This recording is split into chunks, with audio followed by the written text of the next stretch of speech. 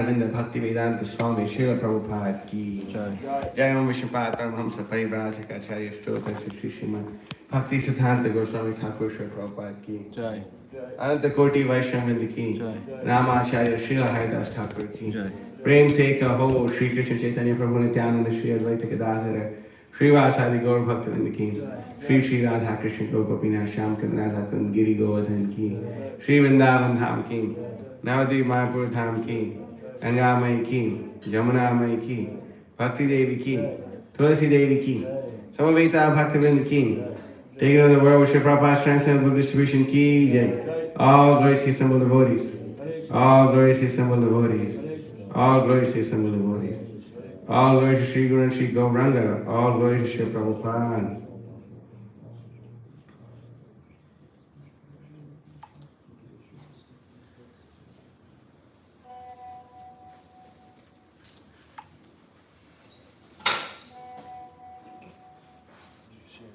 Om Namo Bhagavate Vasudevaya.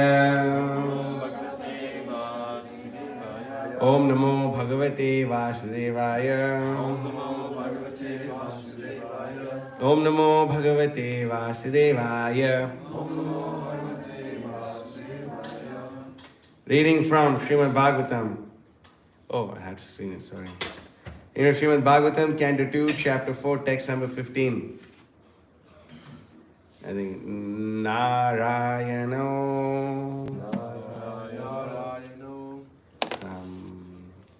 Oh, sorry, wrong chapter. Para. Oh wow, okay, great. Narayana. Paraha. Vedaha. Devaha. Narayana. Anga.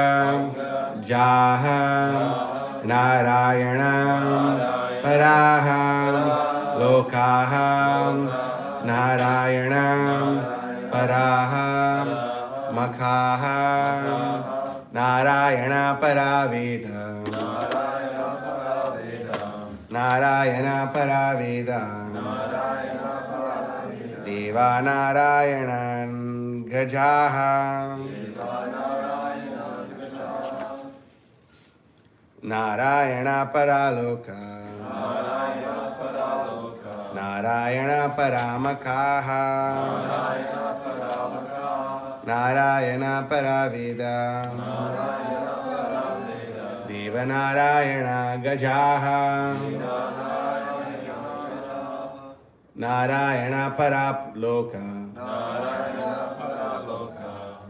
Narayana Paramakaha Narayana Paradeva Veda Deva Narayana Gajaha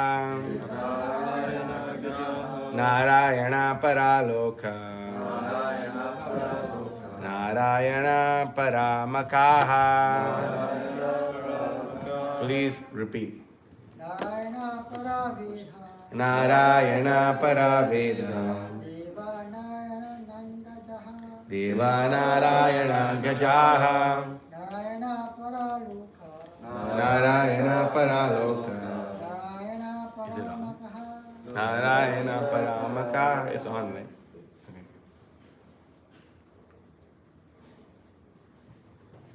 Narayana Paraveda Narayana Paraveda Deva Narayana Gajaha Deva Narayana Gajaha Narayana Paraloka Narayana Paraloka Narayana Paramakaha Narayana Paramakaha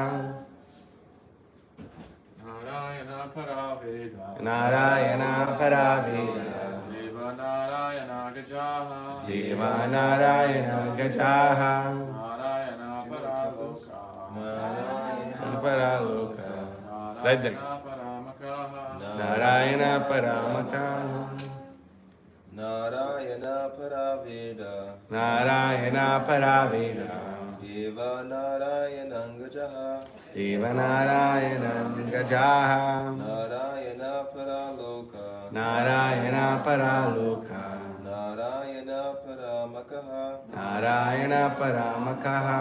Makaha. Mataji's, please.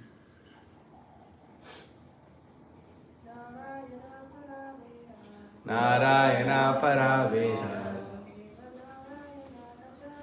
Devanarayanan Gajaha. Most devotees are saying like Narayana, Gaja is Narayanan.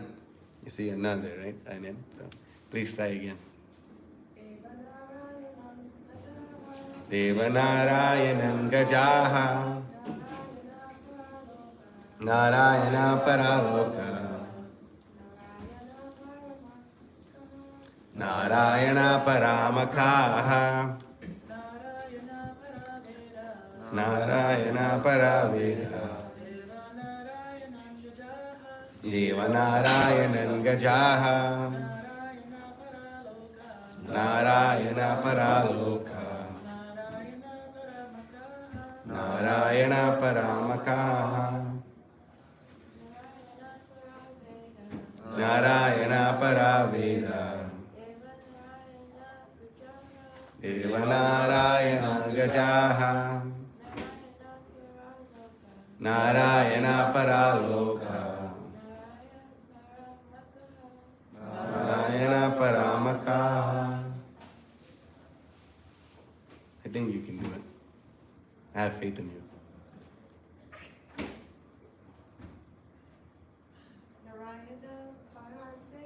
Narayana Paraveda.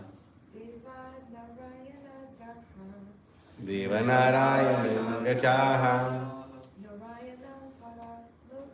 Narayana Paraloka.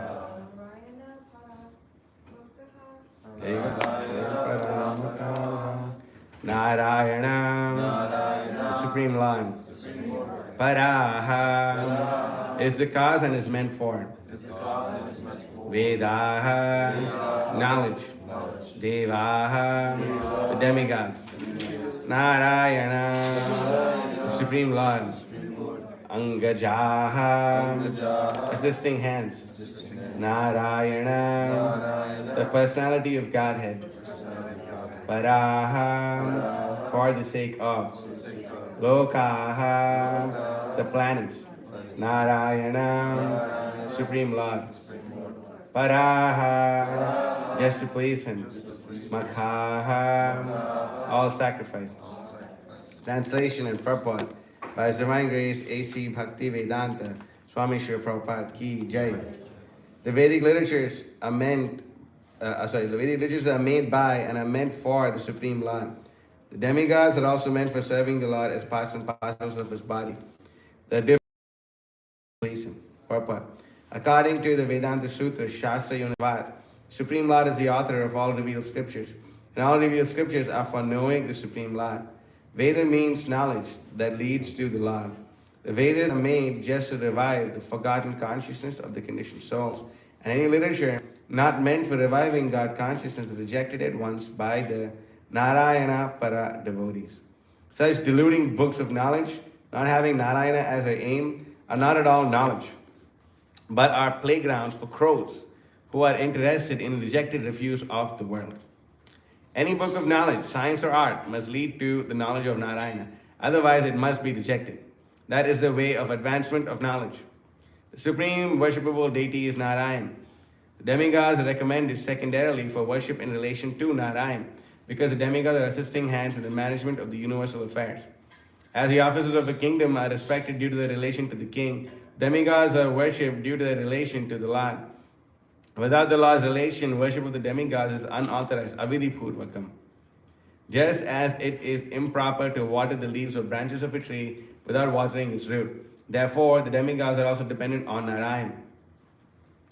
The lokas, or different planets, are attractive because they have different varieties of life and bliss, partially representing the Sachidananda Vigraha. Everyone wants an eternal life of bliss and knowledge. In the material world, such an eternal life of bliss and knowledge is progressively realized in the upper planets. But after reaching there, one is inclined to achieve further progress along the path of Godhead. Duration of life with a proportionate quantity of bliss and knowledge may be increased from one planet to another. One can increase the duration of life to thousands and thousands and hundreds of thousands of years in different planets. But nowhere is there eternal life. But one who can reach the highest planet, that of Brahma, can aspire to reach the planet of the spiritual sky where life is eternal. Therefore, the progressive journey from one planet to another culminates in reaching the supreme planet of the Lord Madhama, where life is eternal and full of bliss and knowledge. All different kinds of sacrifices are performed just to satisfy Lord Narayana with a view to reaching him. And the best sacrifice recommended in this age is, what do you all think? That's right. It's the Sankirtan Yajna, the mainstay of devotional service of the Narayana Para devotee. Okay, can you go get that nectar book distribution book from my, and also always the Sankirtan devotees. So, Om Agyanati Mirandhasya Jnananjana Shalakaya Chakshurmilitam Yena Tasmai Shri Gurave Namaha Shri Chaitanya Manobhishtam Sapitam Yena Bhutale Swayam Rupa Kadamahyam Dadati Swapadantikam Vandeham Shri Guru Shritapad Kamalam Shri Gurun Vaishnavamsya Shri Rupam Sagrajatam Sagana Raghunathan Vitam Tam Sajivam Sadvaitam Savadhutam Parijana Sahitam Krishna Chaitanya Devam Shri Radha Krishna Padan Sagan Lalita Shri Vishakanatam Shya Hey Krishna Karna Sindhu Dina Bandho Jagatpate Gopesha Gopika Kanta Radha Kanta Namosate Tapta Kanchana Gaurangi Radhe Vrindavaneshwari Rishabhanu Sute Devi Pranamami Hari Priye Pancha Kalpatarubhyasya Kripa Sandubhyevacha Patitanam Pavanebhyo Vaishnavebhyo Namo Namaha Nama Om Vishnupadaya Krishna Preshtaya Bhutale Srimate Bhakti Vikasa Swaminati Namine Nija Guru Harivanya Krishna Shito Vichinto Parihita Pitri Gehadyanda Sangsara Kupaha Prabhu Bhajana Sukabdo Madjayan Swamsa Vishwo Bhuvijayati Vikaso Bhakti Purvo Yatindraha Guru Vadana Vido Nisyandita Desha Vrindam Natanivita Sarit Samplavita Shesha Deshaha Harirati Paladana Swadana Nandadhama Bhuvijayati Vikaso Bhakti Purvo Yatindraha Nama Om Vishnupadaya Krishna Prishthaya Bhutale Srimate Bhakti Vedanta Swaminati Namane Namaste Saraswate Devi Gauravani Prasharine Nirvishesha Shunyavadi Paschati Deshatarine Vagisha Yasya Vadane Lakshmi Yasya Chavakshisi Yasya Hridaye Samvitam Nrsimham Aham Bhaje Prahalada Hridaya Hladam Bhakta Vidya Vidaranam Sharadandu Ruchim Vande Padandra Vadanam Harim. Thank you. Yet Jai Shri Krishna Chaitanya Prabhu Nityananda Shri Advaita Gadadhara Srivasadi Gaur Bhaktavinda Hare Krishna Krishna Krishna Hare Hare Hare Rama Rama Rama Hare Hare Mukham Kaiti Vachalam Pangam Langaite Giram Yat Kripatam Aham Vande Shri Gurum Dinataranam Paramananda Madhavam Shri Chaitanya Ishwaram Yashadeva Parabhaktir Yata Devi Tata Guru Tasyati Katita Hyata Prakashanti Mahatmanaha. These verses in the Bhagavatam are very amazing because they help one understand what the ultimate goal of life is without wasting time. In this material world, one of the main problems we have is we waste time a lot. We waste so much time. How much time is there?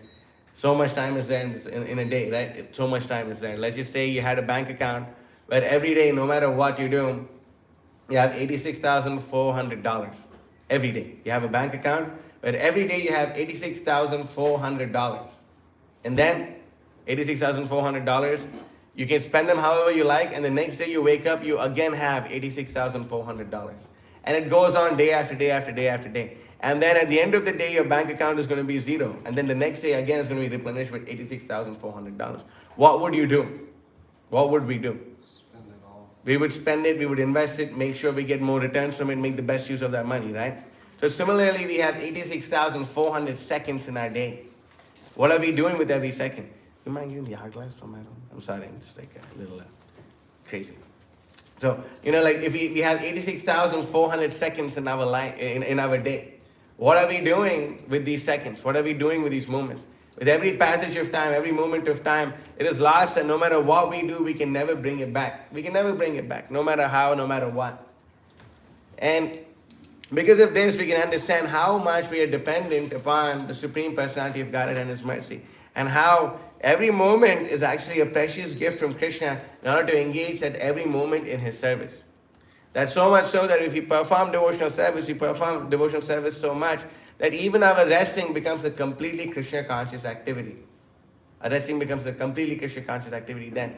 We work hard all day and we go to sleep. Why? Why do we go to sleep? So we can wake up the next day and continue serving the mission of Srila Prabhupada. That is the reason. And lately, I don't know how this hourglass came into Chandan's room. How did it happen? I think H gave it. Age gave it. That's a really good gift to give. So we had a guy donate this hourglass to us, and then ever since I've seen it, I kind of told Chandan I'll borrow it, and I never gave it back to him. But I've been looking at this hourglass and chanting my rounds. Some of my rounds, and I'm looking at this hourglass, and it really kind of blows my mind.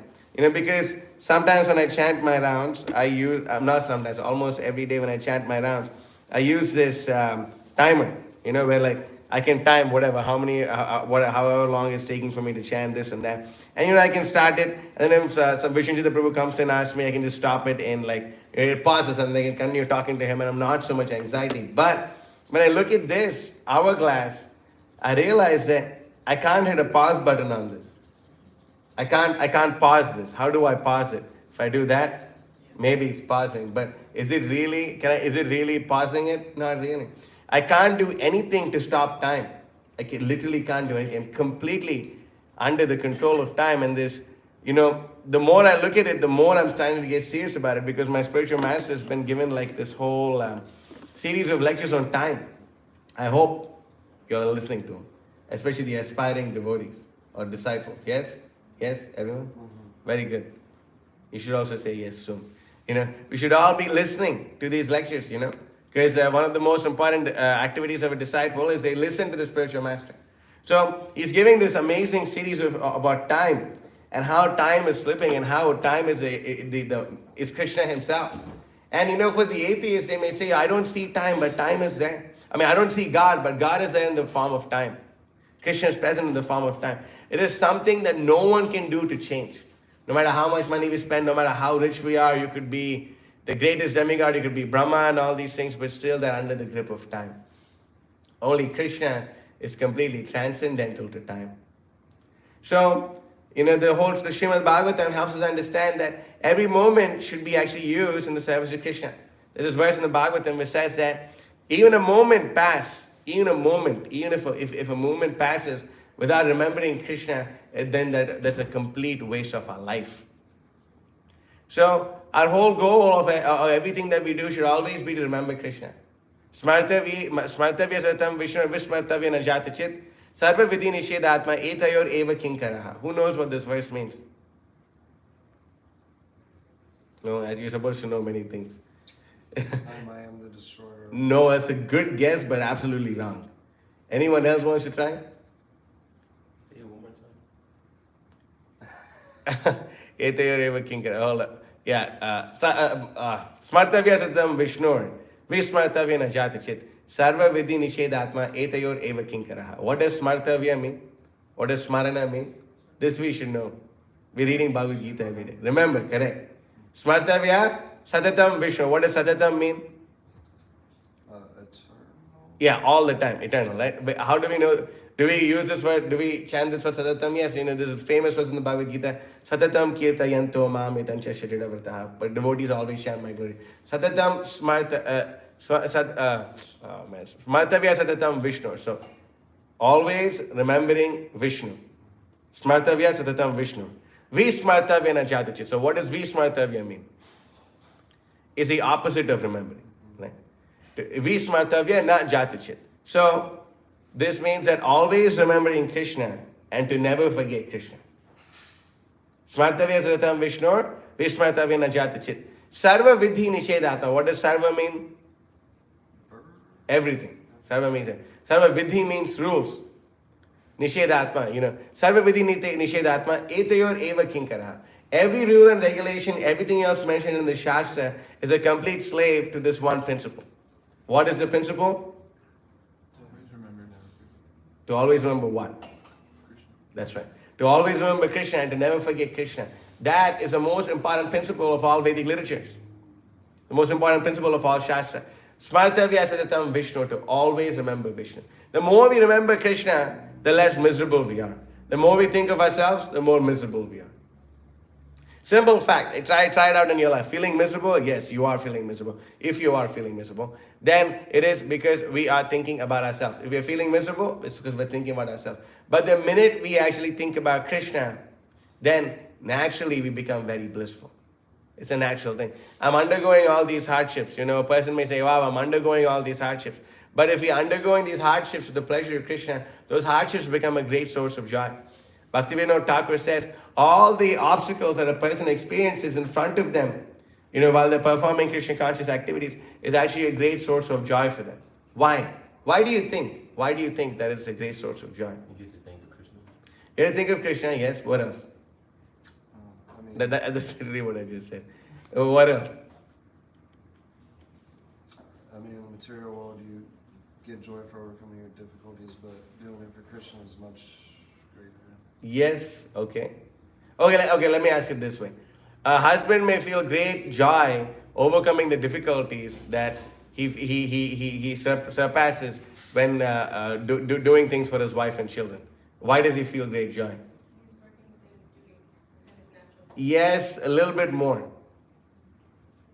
It's a very simple answer. He's doing, Okay, almost there. he's doing his natural duty. That's what she just said. It's a very simple thing. Why is the husband working hard to take care of his children? Why? Because he hates them? That's right, because he loves them, right? Because he loves them. Is it that when the mom is taking care of the baby, like she's thinking okay, how many minutes did I put in? Okay, when he grows up, I'm going to make sure he pays me for this. No, the mom doesn't think that. Mom is serving the baby out of love. So similarly, when Prahlad Maharaj says, I am not a vanik, I am not a merchant. I'm not worshipping you to get something in exchange from you. I am worshipping you for your pleasure. So, when obstacles are there and we don't give up, that means we're proving to Krishna that we mean business. We're proving to Krishna that we actually love him. Because this obstacle is there, I'm going to push even harder. And that's how you show to Krishna that you're serious in Krishna consciousness. That's how usually obstacle comes and we become all like, I don't want to do this. Let me just not do this. We get all mental, we get all depressed. But the real thing, the real thing, the real secret to overcome all these obstacles is to actually push on harder when the problem is there. You work with enthusiasm, and when an obstacle comes, you work with renewed enthusiasm, doubled enthusiasm. Then at that point of time, you feel great bliss and you're able to overcome this. This is really a fantastic verse that my spiritual master was quoting in a recent lecture. Oh yeah, I'm making notes for that time lecture too. But if I hope I can find it. Where is this? Oops, I'm not able to find it. There's this. Okay. Utsaho balavan aryam nasutyahat param balam shotasya hatsahi lokeshu na kinchit api durlabham.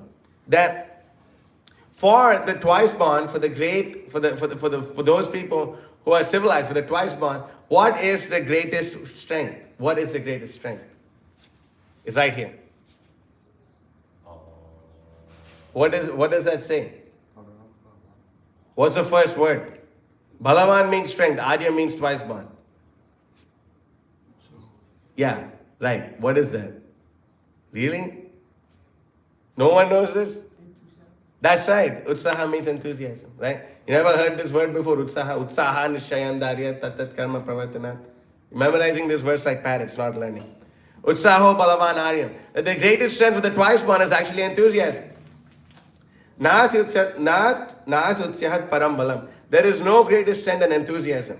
For a person who is enthusiastic, there's nothing which is impossible to attain in this world. It's an amazing verse from the Ramayana that my spiritual master was actually quoting. Okay, you go for it. That my spiritual master was quoting. That Lakshmana says this verse to Lord Rama. When Rama becomes despondent, he comes back and he finds that Sita is missing in this whole world. No one knows, he doesn't know where to look, he's performing his pastimes of, thinking like this. He's thinking, this whole world is there, I don't know where to go. Then Lakshmana tells this to him. What you need to do really is to be enthusiastic. No matter what difficulties come in our life, we need to be enthusiastic.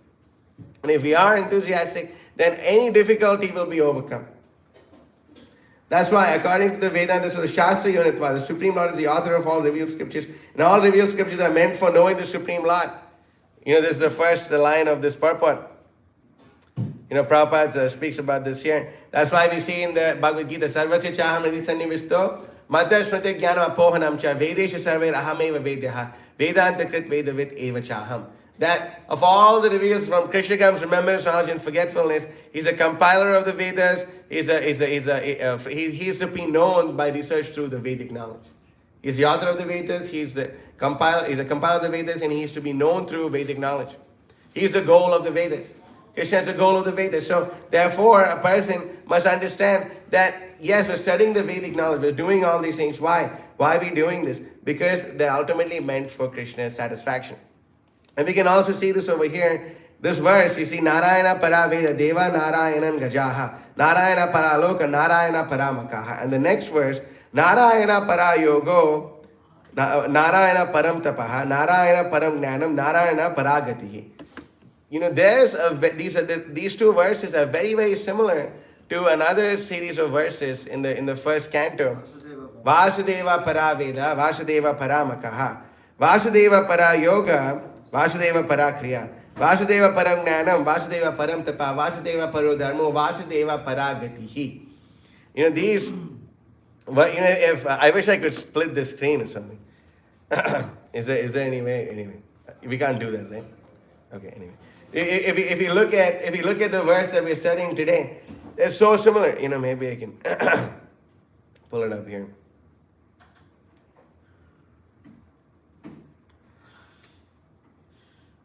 We need that, right, Vishnu? Otherwise, we're suffering. So yes, okay. So now we can see this. Okay.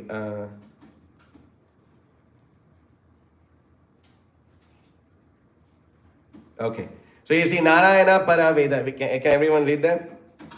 Okay, I'm going to increase the font. Narayana Paraveda, Deva Narayanan Gajaha, Narayana Paraloka, Narayana Paramakaha. So now if we compare, similar words are there in this verse too.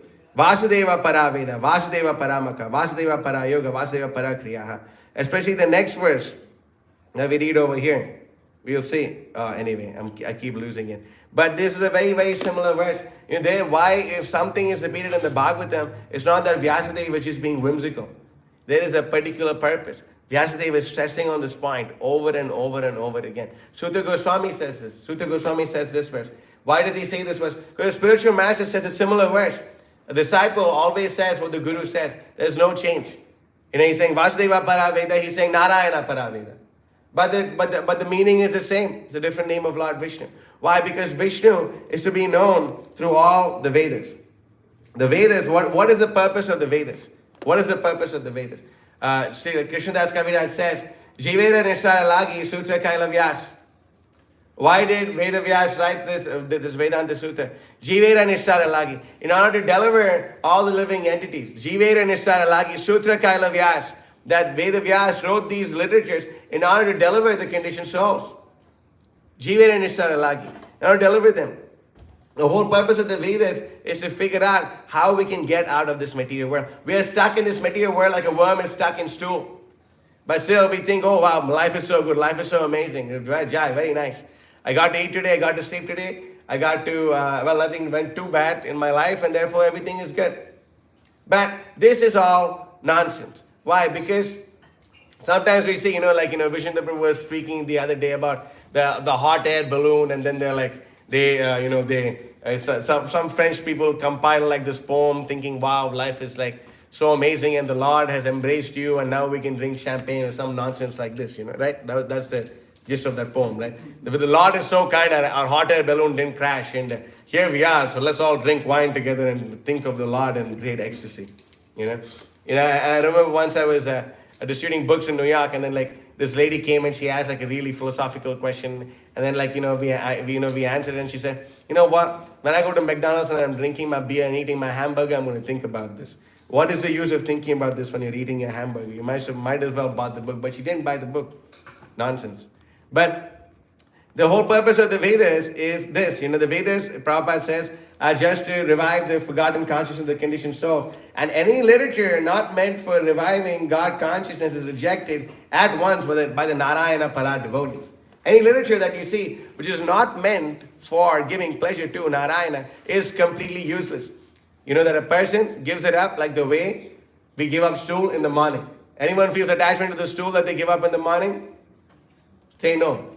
No. Similarly, we don't have any attachment to all these nonsense books that we see. which have no relationship to Krishna. All the great mundane education. I'm so educated. Well, Prabhu, don't give your life to Krishna consciousness. You please go become a big ass and learn all the things that they teach the donkeys in the schools.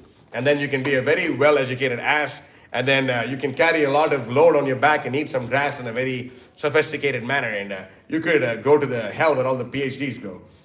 This is not the goal of life. So many people are telling, oh, devotees should actually become educated. Don't give your life to Krishna. Don't surrender to Krishna. It's completely useless, Surrender to Maya. Go surrender to Maya, and then do a little bit Krishna consciousness here and there. What Prabhupada is writing here, we don't care. Any book of knowledge, science or art, must lead to Narayana. Otherwise, it must be rejected. This is the way of advancement of knowledge. Do we want to know how we can advance in our Krishna consciousness? Anukul yasya sankalpa, pratikul yasya varjanam. That we accept what's favorable to Krishna consciousness and we reject what's unfavorable. We have to do this. If we don't do this, we are wasting our human form of life. What is the use? What is the use? We're simply wasting our human form of life. If you want to advance the knowledge, how do you think we're going to advance the knowledge? By reading lots of books? By going to this and that place and doing a PhD and an XYZ or something? No. How do we get real knowledge? Yasya deve parabhaktir yata deve tata guru tasyate katita hyartha prakashante mahatmanaha. By having unflinching faith in the spiritual master in Krishna, all the imposed of shastras are automatically revealed to us. Everything. By simply following the orders, by simply following the instructions, everything is completely revealed to us. There's nothing we can do in order to gain the highest knowledge and to please the bona fide spiritual master. When we please the bona fide spiritual master, all the imposed of the Vedas are automatically revealed to us. Everything is revealed to us. There's no need to go and worship this person and that person. We simply worship Krishna, then everything is already automatically achieved. Prabhupada gives this example in this purport, where he says that just by watering the root of a tree, all the leaves and the fruits and the branches and everything is nourished. So we don't have to go and worship these demigods and all these things. Why? Because the demigods themselves are miserable. Demigods are miserable. You want to be Indra? Doesn't that sound amazing? You can be Devendra. You could be the king of all the demigods. There's a demigod of the sun, there's Surya, there's Agni, there's Vayu, there's Varuna, there's so many amazing demigods, there's Ganesh and all of them. And you could be the leader of them. You could be the great Indra, the king of the heavenly planets. You could be the great Indra.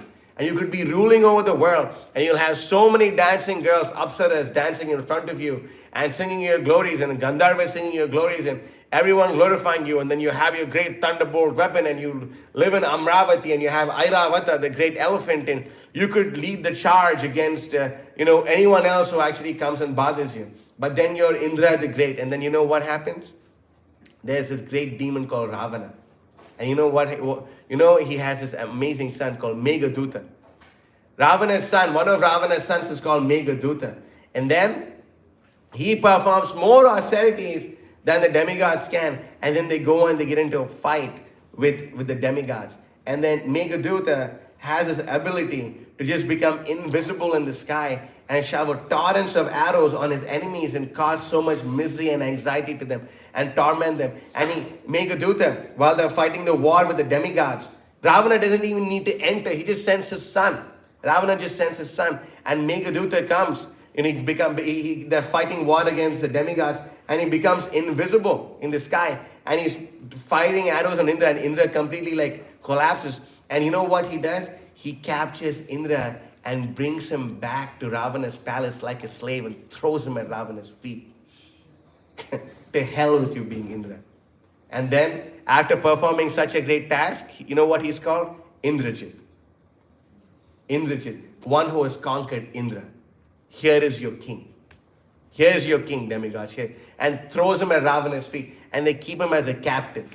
Just like a user's dog on the side. They keep him like that. And then Brahma has to come and request Ravana, I'm your grandfather.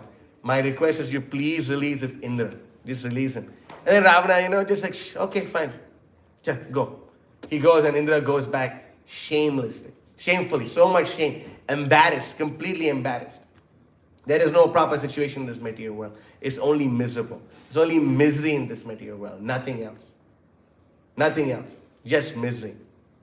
Imagine how you see that If you fight a war and your enemy defeats you and kills you, then you can you're very like wow, I've attained. You go to the higher planets. You get so much punya and all these things.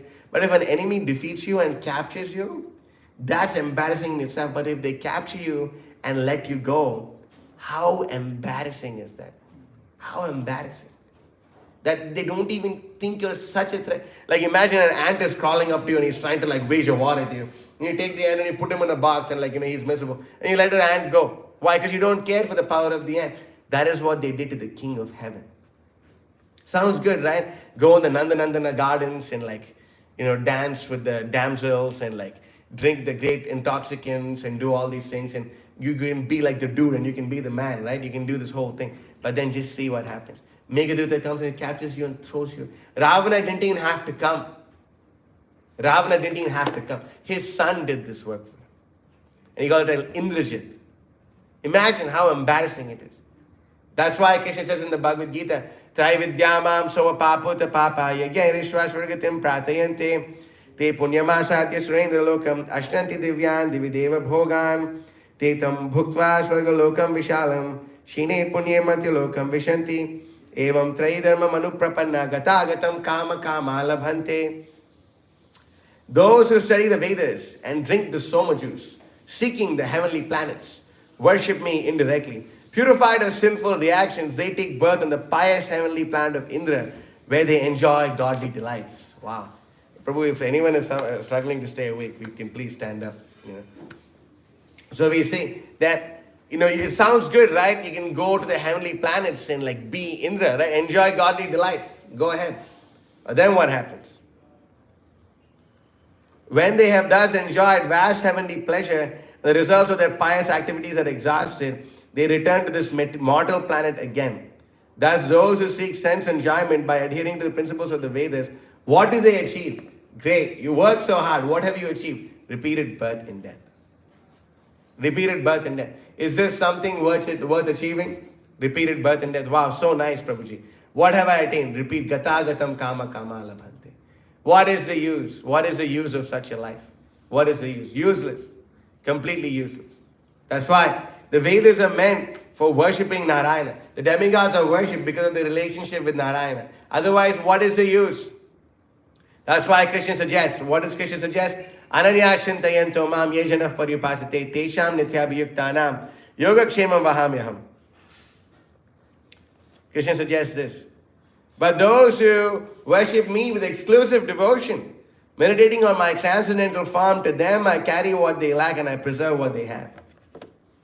Krishna does this.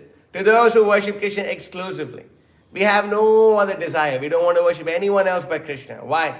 Why? Because Krishna is the Lord of our life. Krishna is the heart of our hearts. More than anything, Krishna is the Lord of Srila Prabhupada. Why would we not worship Krishna? Why would we not worship Krishna? Especially if we know it gives pleasure to Srila Prabhupada and his bona fide representatives. Why would we not worship them? We will worship Krishna. We will worship Krishna. Because by worshipping Krishna, everything auspicious comes about. Everyone else in this material world is subject to this. Time is fleeting.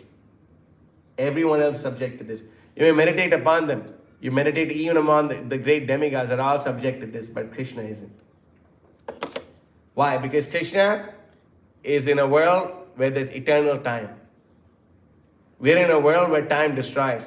But Krishna is in a world, Krishna is the time factor himself, and also Krishna actually, has time not for it to destroy things, but it is simply to facilitate his pastimes. That's why Krishna is there. That's why time is there in the spiritual world. Krishna, what's the name of the planet Krishna lives on? Go what? Goloka. And how does the planet look? Is it flat earth theory or is it round? It's like a lotus. So this lotus is a transcendental lotus. And depending upon the desire of Krishna, it expands and retracts however Krishna likes. However Krishna likes. Sometimes, if Krishna is walking back, with his cowherd boyfriends and he's playing the flute and they're having a good time.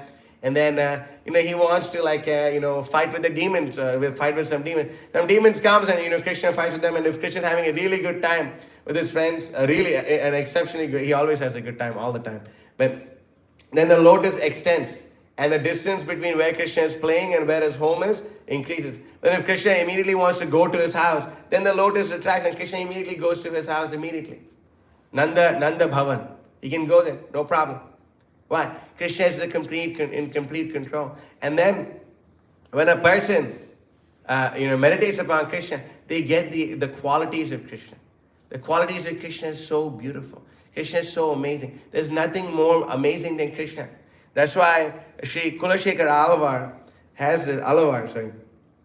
this amazing verse where he says, Nasta dharme navasanichaye naiva kama pabhoge yad bhavyam tad bhavatu bhagavan purva karmanurupam etat prarthya mama bahumatam janma janmantarepi tvatpadam bhoruha yugagata nischala bhaktirastu. Oh my Lord, I have no attachment for religiosity or for accumulating wealth or for enjoying sense gratification. Let these come as they inevitably must, in accordance to my past misdeeds. But I do pray for this most cherished boon. Birth after birth, let me render unflinching devotional service unto your lotus feet. And I was thinking of this one. Yes. Naham vande tava charanayor dvanda madvanda hetoho kumbi pakam gurumapi harer narakam napunetum ramya rama mridutanu lata nandane napirantum bhave hridaya bhavane bhavayeyam bhavantam. It's so beautiful. O Lord Hari, it is not to be saved from the dualities of material existence or the grim tribulations of the Kumbhipaka hell that I pray to your lotus feet. Nor is my purpose, listen to this, nor is my purpose to enjoy the soft-skinned, beautiful women who reside in the gardens of heaven. I pray to your lotus feet only so that I may remember you alone in the core of my heart, birth after birth. Krishna, this is the goal. This is how our acharyas are teaching us to pray.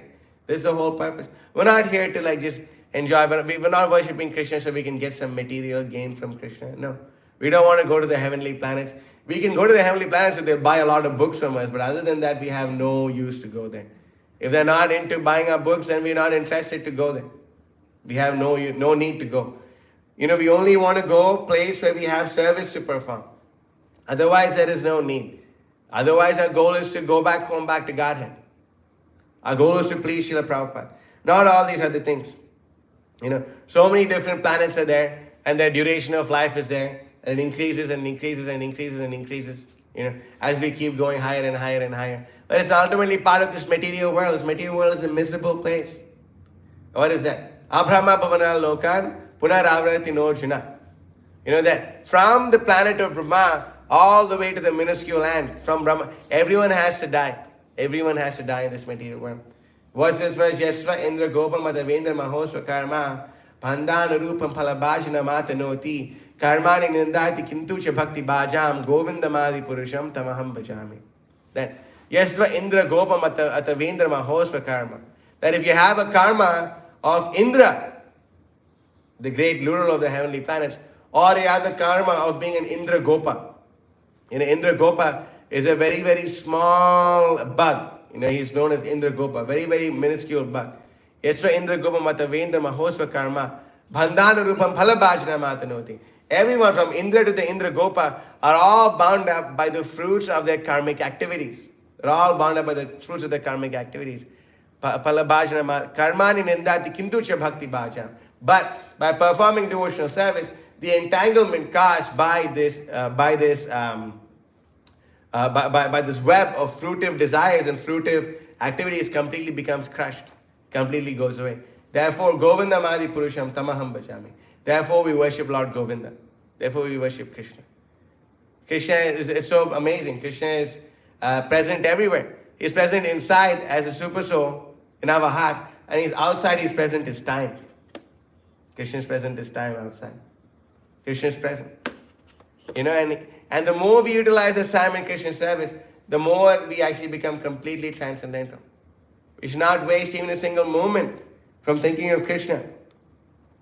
So we can understand this, And Prabhupada is speaking so much about how all these other books and all these things are completely useless, I remember Vishnujita Prabhu and myself were coming back from Dallas, and we were on a flight, and then Prabhu was really tired, so he knocked out. And then, I had Ramsa chant, so I was chanting. I don't know, were you awake when the flight was going crazy and like you were awake then, okay? Right, so like, the flight was going really crazy, like they fasten your seatbelts, we're undergoing some serious tribulation. And like, this like, like everything is going on and everyone is all like in so much anxiety. And then there's like the girlfriend is holding on to the boyfriend's arm, like the boyfriend is going to like be a Superman and like fly out of the plane or some nonsense.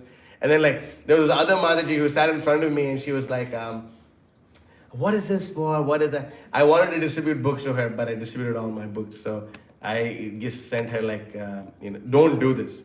If you have books, don't send them this. But I sent her like link to the waythebase.com, and I sent her a free Beyond Birth and Death online, not online, but as a text message, But she was also there, and then she was like, "Can I hold your arm?" I said, "Hell no." You're not holding my arm, no way. And then she found another stranger to hold on to his arm. I said, okay, I'm not going to anyway. So then what's my arm going to do of all the things? My arm is like so skinny and useless. What is my arm going to do if the plane crashes, And anyways, the only thing I was thinking, like, man, I have 3 more rounds left before the plane crashes, man. Like, I really got to, I don't want to come back because it didn't chant 3 rounds, bro. Like, so I was like chanting my rounds, like, 3 rounds, man, that's it, Hare Krishna. I was like really chanting it. After my rounds got over, I started reading because I was like thinking, like, I can, focus more and do this and do that. And then, lucky plane didn't crash, we're still here. So, the plane didn't crash. And like, when the plane finally landed, everyone was looking at me. And then like that Mataji who asked me if she can hold my arm. Then like she looked back at me. And then I was just like this. She's like, by your prayers, we were saved. I said, I wasn't praying that we're saved. I was praying that we go back, man. And then like, there was this, and then I said, I was chatting my rounds. I told her, miss, I was thinking like, wow, it's time to go. At least I know I got to go right now so I can focus. And she's like, I know what I'm going to, but I have kids, I have grandkids, I have this and that. I said, what's the use? Like, you know you're going to die. You know all this is temporary, but still you're thinking, oh God, don't kill me right now because I have my kids and my grandkids. You see how mundane of a conception people have. And then like in front of me, there was like this other nasty white lady. And she looked at me like I was like the devil. And I was reminding her of the devil in the back. And she looked back at me like, I was praying to Jesus. Ha ha ha. She's doing all these things. And then the guy next to her like, did I ask you, bro? I didn't even talk to you. Like, why are you so envious of Krishna? Anyway, she I was praying to Jesus. I said, okay. And then right next to me, there was a guy wearing a Golden State Warriors hat. And then she looked at me and she remembered that she had to hate Krishna. And she looked at the guy wearing the Golden State Warriors hat. And she's like, oh, wow, are you watching the game tonight? I'm like, oh, blah, blah. And then immediately the conversation turned into like talking about the game. And they were like, yeah, I was hoping to be home, but like the plane got delayed. And the conversation became completely mundane. What happened to your thought of God and praying to Jesus and this and that? What happened? All went down the drain. Why? Because the books they're reading had changed. There's no real message left. Even if there's a real message left, they extrapolate it and like, what's that thing called? What is that word for extrapolation? What's the synonym for extrapolation too? Like they misinterpret, right? Misinterpret. Like let's just say the Bible says thou shalt not kill.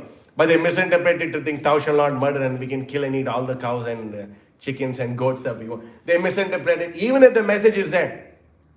A person could become God conscious by reading the Bible. Interpolated, right?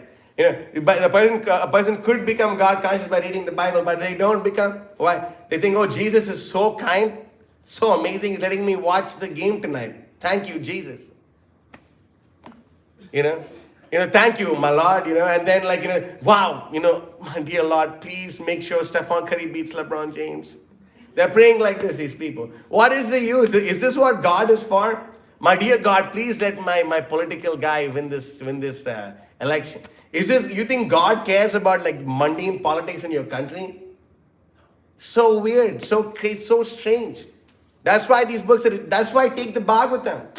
That's why our goal is to make the Bible belt into the Srimad Bhagavatam belt.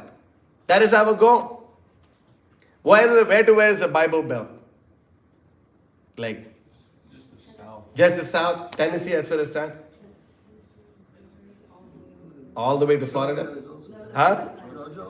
Yeah, I know. Oh, Georgia. So like the whole, that's our goal. We want to make. To Texas. Oh, yeah, I need to understand geography a little bit more. Okay. Because I think Atlanta, Tennessee, anyway, whatever. So, but anyway, our goal is to make this Bible belt into the Bhagavatam belt. Why? Because when they read the Bhagavatam, they'll get everything that they have in the Bible and much more. They will actually become pure devotees of Krishna like Jesus. They will actually become like this. They'll actually be relieved. Why? Because this is the goal of our life. We have to perform the Sankirtan Yajna. Prabhupada is saying, what do the Narayana Para devotees do? What yajna do they perform? Sankirtan Yajna. We have to perform the Sankirtan Yajna. If we don't perform the Sankirtan Yajna, we're wasting our human form of life. And Krishna always comes through no matter what. If we really have a desire to distribute books, Krishna is always going to send someone, somewhere, somehow to buy the books.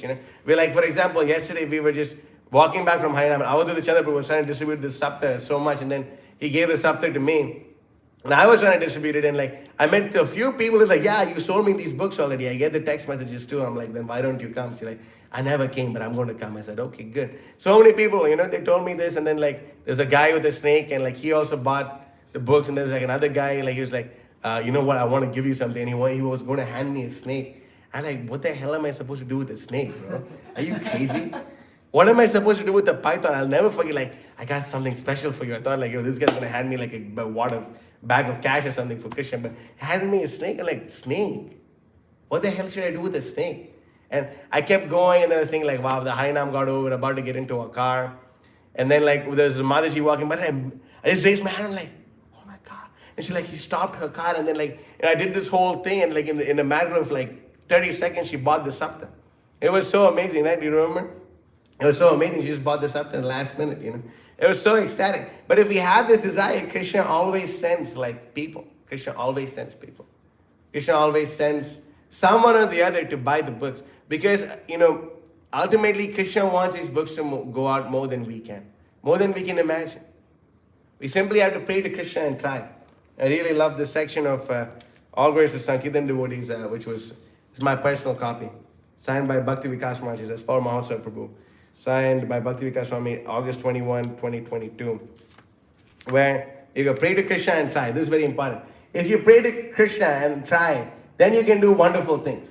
Just pray to Krishna. Please, my dear Lord Krishna, give me your energy to do the service that you want done. This is a really powerful prayer. I make this prayer all the time. Please, my dear Lord Shri Krishna. We can all say it together. Please, my dear Lord Shri Krishna. Give me, you're not saying it with devotion. Let's try again. Please, my dear Lord Shri Krishna. Please, my dear Lord Shri Krishna. Give me your energy to do the service that you want done. See, Krishna wants it done. Because, that's you can say that later. But Krishna wants his service to be done. Krishna wants it to be done. And because Krishna wants his service to be done, we have to do it. We have to do it. Because it's Krishna's desire. Krishna really wants it. Krishna wants it more than anything in this world. Krishna wants his books to go out. He continues to say, you will be amazed at how much energy you get. Amazed at what happens.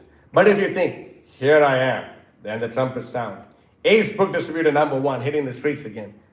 I cannot say I never thought like that again. And then what happens? Maya blows her trumpets. Maya Devi #1, hitting Ace book distributor #1, and you are finished. That is the way it works.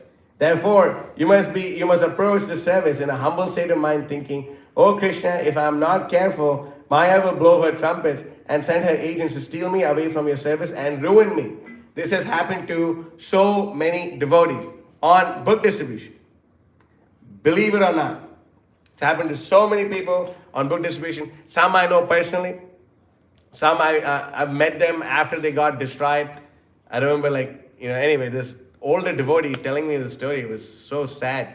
He was distributing books, and then this Mataji came. And, he was actually my Guru Maharaj's temple president in Soho or something like this. And he would tell me how my Guru Maharaj would stand out every day and distribute books in front of Soho. And he would be sitting in his office from upstairs, and he would be looking at my Guru Maharaj distributing books. And he said that was really wonderful. Anyway, how fortunate are those eyes to see that activity? Anyway. But, he was saying, he used to see my spiritual master distributing books. And he also, this devotee went out on books one day. And then when he went out on books, this super attractive Mataji came and slipped him a piece of paper with her number on it. And then she said, call me. And then he actually ended up calling her. And there went 30 years of his devotional service. 30 years. He was in the Radha Damodar party, distributing books. He was so competent, Prabhupada made him the temple president of ISKCON Soho. 30 years gone like that in a flash. Just one number, yeah, just call me up. Sometimes things that happen, we tear the freaking thing and throw it in the trash. Burn it. Don't keep it. That's the thing. If you ever get messages like this, you get hit on, all these things, immediately delete it and go report to your authorities. Such and such person is doing such and such nonsense to me. Immediately get rid of these things. Otherwise, we'll be finished. We'll be finished. So many people I've seen. So many people I've seen. Where are they now? Where are they now? Even like, some of the people that I used to know in New York, they also not careful enough, thinking they're like the champions and the stuff, do all this nonsense and then come back and pretend like everything is okay. I was telling you all this thing recently. They're pretending like everything is okay, everything is fine, but it's not. It's just one wrong move and we're finished. It's like shaving your face. We shave our face every other day. Slight deviation with the way we use the blade, then what happens? Blood. You will bleed. Shurasya dharam. What was this word? Shurasya dhara? Vishita duratya. Shurasya dhara. Vishita duratya. The spiritual life is like a razor's edge. You must be very careful. You must be very careful. And that's why it's very important. What we say, what we speak, what we think is very important because our words affect our mind. Like recently I was very disturbed. I heard that some devotee somewhere were using really horrible profanities. Like, I just hate this blank thing. I hate this blank thing. Like saying these horrible words. Just by saying these profanities, how degraded does your consciousness become? How long are we going to think we're from the hoods of New York or hoods of Atlanta or hoods of wherever, from whichever hole we came out of? How long are we going to identify like that and use these horrible profanities?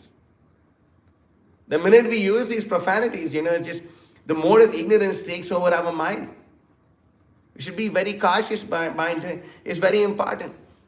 And if we're cautious and if we hold ourselves back and if we don't say these words and if we don't say these things and don't behave in these ways, Krishna will reward us with transcendental intelligence. Krishna will reward us. Like sometimes, Krishna can literally expand your intelligence and make you see things and empower you to do things which previously you would have thought were impossible for you to do.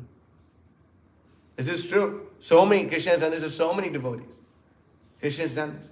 Krishna will expand our intelligence. Hirananda Maharaj was telling me this, that when Srila Prabhupada had first given him sannyas in 1974 or 75, he said that when Prabhupada gave him sannyas, he actually felt like his intelligence just expand. And Prabhupada told him to go preach in South America. And before Maharaj said, in 3 months, believe it, in 3 months, Maharaj opened 25 temples which were full of devotees, got most of Srila Prabhupada's books translated, at least some of Srila Prabhupada's books translated, and they beat America in book distribution. 3 months, Maharaj did this whole thing. Maharaj, how did you do this? He said, when Prabhupada gave me sannyas, I had full faith in Prabhupada, I had full faith in Krishna, and my intelligence just expanded. And before all these things happened, I could see that these things were going to happen, and I did it. I personally asked Maharaj when I met him for the first time. How amazing is that? But here we are, saying profanities, doing this, doing that. What is the use? Let's have faith in the words of Krishna. You have a problem, if you're really suffering with your mind, go out on the streets and distribute books. Really. You're having mind problems, trust me, just go out on the streets and distribute books. Just do it. How therapeutic it is for your mind? Wow, finally I'm not on the mental platform. Finally, wow, thank God. Then the question may arise, what do you do if you're mental out there on book distribution? Then you don't be mental, you just go and do it anyway. Understand that you don't have a choice. Understand you don't have a choice. I'll tell you another secret, and this, it would work for me, and I figured it out when I was with you, Trace. When you and me were in the Walmart parking lot, And, Trace was beating me because, it was the Walmart suffering bhav. And we were really suffering. I was really suffering. Trace was doing pretty good, actually. Trace was really suffering. Like, Trace did like 6 bhakti stacks, and I did like 6 books, because like when you really sometimes suffer in Walmart, you have to like break up the bhakti stack and sell each book individually. And like, the guy, like, you ask him for $15 and he like gives you like, $3 and like, man, can I give you my favorite book? And all you have left is like glimpses of traditional Indian life. Like, you know what, bro? Take the glimpses of traditional Indian life, and they look like, man, give me back my $3. Sometimes, and then sometimes they take it to like it's a suffering bhav, I was really suffering.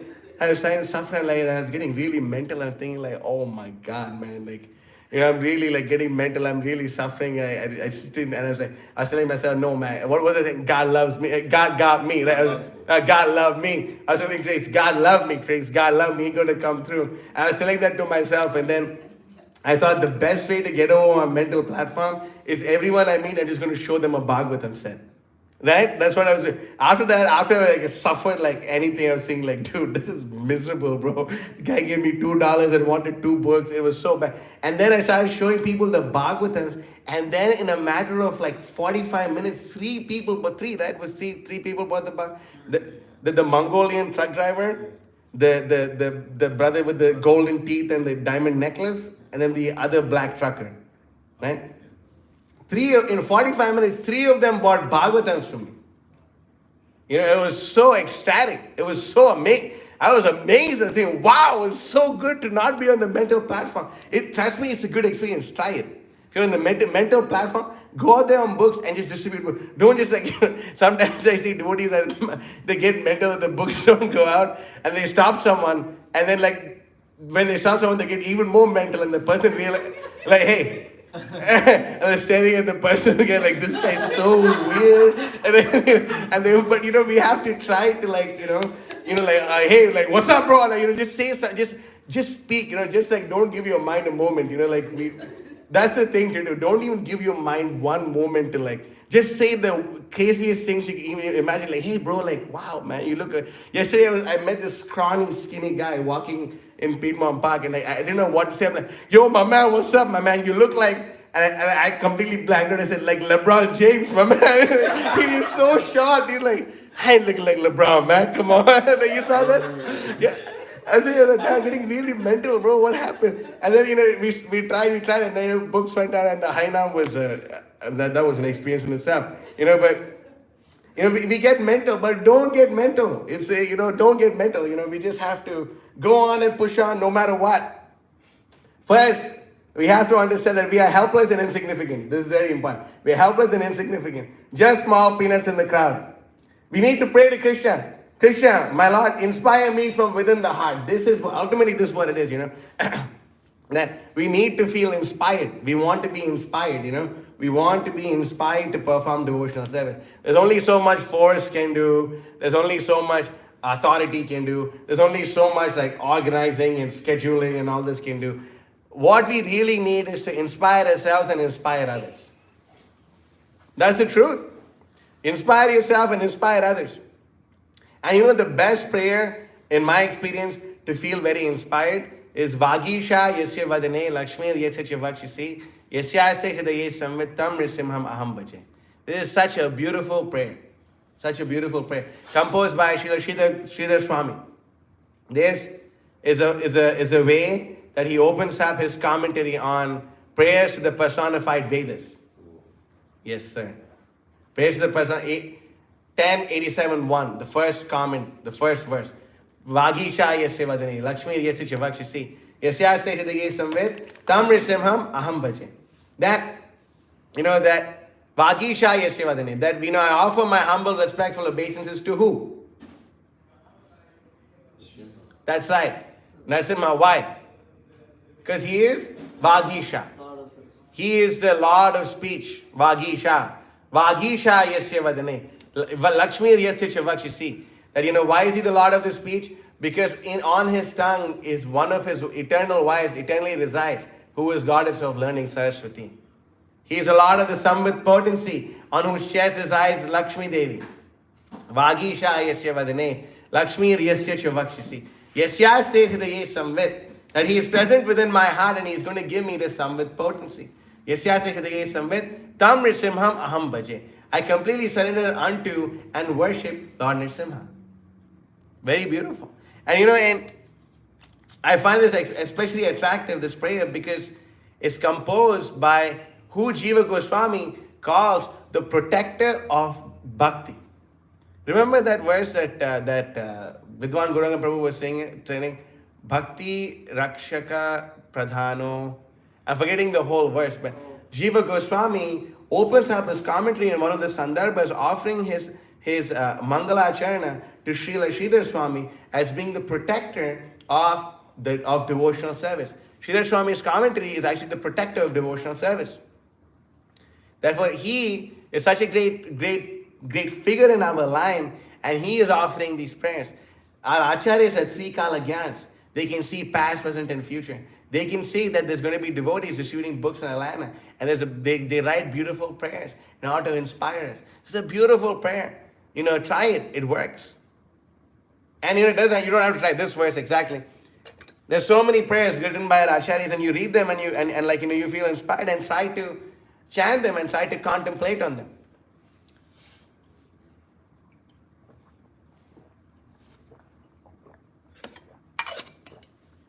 Now we say that by hearing with contemplation leads to realization. Listen to the spiritual master. Listen to his lectures. Listen to what he has to say. Listen to the verses that he quotes. Most of the verses I just know from hearing them from my spiritual master over and over again. I've heard so many of these verses he just quotes, and just by hearing we can learn. It's very simple. That's actually the process of learning verses. We hear from the Guru. We hear from the Guru. And by hearing from the Guru, we'll actually, we can become completely fixed. And one of the vakyas that my spiritual master says, and it stuck with me so much that I even made it like my alarm tone. Does it play? There is no higher mantra than the lotus feet of the Guru. This is that's the alarm tone. That's like one of the Mahavakyas that my spiritual master says. And it inspires me so much. I think of this every time. Like every time when I wake up, there's no higher mantra than the lotus feet of the Guru. There's no higher mantra than the lotus feet of the Guru. And think about it more and more and more. And a person becomes, it really is like, you know how to start off your day. This is how we start off our day. We think about this. And like recently, just this morning, we got news that, Bhakti Vikas Maharaj recently did an initiation. He did an initiation, and then usually after his initiation, Maharaj, he performs, Not his initiation. No, after performing initiation ceremonies, sorry. Usually after performing initiation ceremonies and accepting the karma of his disciples, Maharaj, for a day or two, he performs the transcendental pastime of being sick. So, he's performing the transcendental pastime of being sick, and he was vomiting and had fever and doing all these things. And then, while Maharaj was, lying down, and performing this pastime of being sick, he asked his servant, is there any news from Mahotsaha Prabhu about book distribution? Is there any news from, what is it? Is there any news from Krishna Life devotees about book distribution? But Maharaj asked. Then, the servant told us, and we wrote like this ecstatic report, to Maharaj about book distribution. Giving him our scores, giving him all these things. Because these book scores give life to Maharaj. These book scores give life to him. It's very important to honor. These book scores, Maharaj is a completely transcendental personality. And by giving these books, by distributing these books, he's looking forward for news. He's looking forward. This actually gives him life. It gave Prabhupada life. Prabhupada said, you keep distributing books like this, I'll live for hundreds of years. So if you really want the spiritual master for his, for him to feel happy, for him to feel, completely ecstatic. He's always ecstatic and always happy. But this is the way of encouraging him. It's always, this is the way. By distributing these books, we can give so much pleasure to the spiritual master. This is the way of doing it. Never forget, this is the most important activity. Those who are intelligent will understand this. The best sacrifice recommended in this age is Sankirtan Yajna. The mainstay of the devotional service of a Narayana Para devotee. Very important to understand. So what are we going to do? That's right. Are we really just going to say it, or are we actually going to do it? Like really, like what are we going to do? How many books are we going to distribute? Are we going to distribute? Are we just saying it, or are we going to do it? I'm going to hold you to your words. Don't think, oh, Mahotsaha, he's going to forget. No. If you say it, I want to hold you to it. So, Bhagavatam, you said it, you'll distribute Bhagavatam? You've been working on it for too long. Now it's time to actually do it. Now it's time to do it. It's not impossible. It happens every day, on a daily basis. Go around book, some random dude, some drunk guy shows up and buys a Bhagavatam. So many things happen. It's possible. So go and do it. Go ahead and do it. Even if you can't do Bhagavatams, distribute lots of books.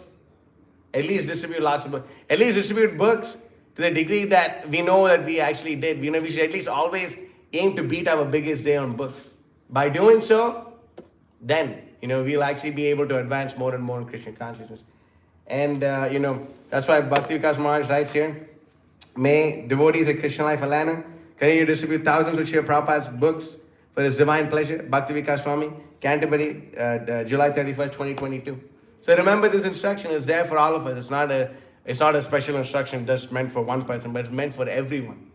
So take this to heart. Maharaj is coming. He's looking forward, to hearing our books course. So get warmed up, and when Maharaj comes, we're going to really go at it. Okay? All right. Srimad Bhagavatam ki jai, Srila Prabhupada ki jai. Any questions or comments? Please. Yes, Avadut.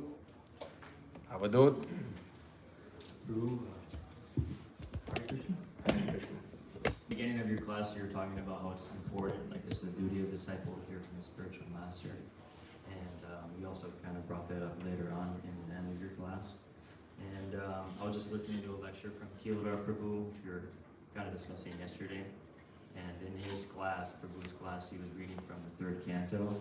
And there's just a really nice sentence I just want to share. This is from 3rd canto, 22nd chapter, text number 7. Srila Prabhupada writes that the favor of the spiritual master is not received through any other part of the body but the ears. Whoa! That's amazing. It's important to hear from That's amazing. That's really amazing. The favor of the spiritual master is not received through any other part but the ears. Thank you for your class. That's ecstatic. And I even found like this other thing. I think I sent it to you when you're out there distributing books, right? This what's it called? This quote of Srila Prabhupada that I found. It's really amazing. But he says, always remain dependent on Guru and Krishna, and your progress will be assured. It's such an amazing thing. Anyway, anything else? Yes, Trace. 1 minute. I just had a quick comment. That Mongolian fellow that got the Bhagavatam didn't even speak English. Yeah, that's right. The Mongolian guy in the Walmart who got the Bhagavatam didn't even speak English. I mean, distributing a Bhagavatam to a guy in a Walmart parking lot is crazy enough, but then he didn't even speak English. Mongolian truck driver who didn't speak English. Mataji's? Okay, Srimad Bhagavatam ki jai, Srila Prabhupada ki jai. Vancha kalpa tarubhyasya kapasana bhyevacha. Patitanam pavanebhyo vaishnavebhyo namo.